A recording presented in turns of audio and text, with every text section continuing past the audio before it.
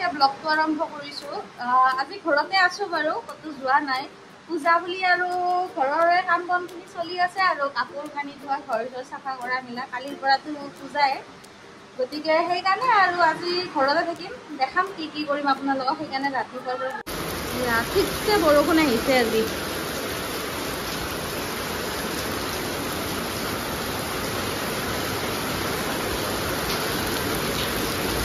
আজি বৰষুণ বতৰ কাৰণেতো হেৰি খাব, মাংস খাব লাগিছিল, কিন্তু আজি শনিবাৰ যিহেতু আজি নিৰামিষ আৰু দালি। এয়া আজি এয়া লাউৰ শাক ভাজি, লাউৰ মানে পাতটো যে সেয়া ভাজি।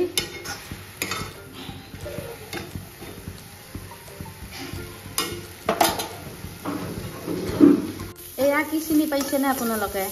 এয়া সেই ডাঠা ঠাৰি যে, এয়া ডাঠা ভাজি আজি। এয়াই আৰু চিম্পুলকে। এইটো কোন চাওকচোন, এইটো মোৰ ভতিজা ল'ৰাটো। কি উৎপাত তাৰ, গোটেই দিনটো উৎপাতে কৰি থাকে আৰু। এতিয়া আঁঠু কৰিব পৰা হৈছে, ইফালৰ পৰা ইফালে ঘূৰি ফুৰে আৰু। পানী খাই আজৰি, অলপ ৰেষ্ট ল'লোঁ। এতিয়া অলপ ওলাই যাম, ক'ত যাম দেখাম ৰ'বচোন আপোনালোকক।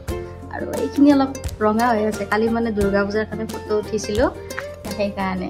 আজি বৰষুণ বতৰ, খোজকাঢ়ি খোজকাঢ়ি গৈ আছোঁ। বেটাৰী ৰিক্সা ৰাস্তাত পোৱা নাই এখনো, হাতত ছাতি লৈ। মায়ে মই আহিছোঁ বাৰু, মায়েও গৈ আছে মোৰ লগতে।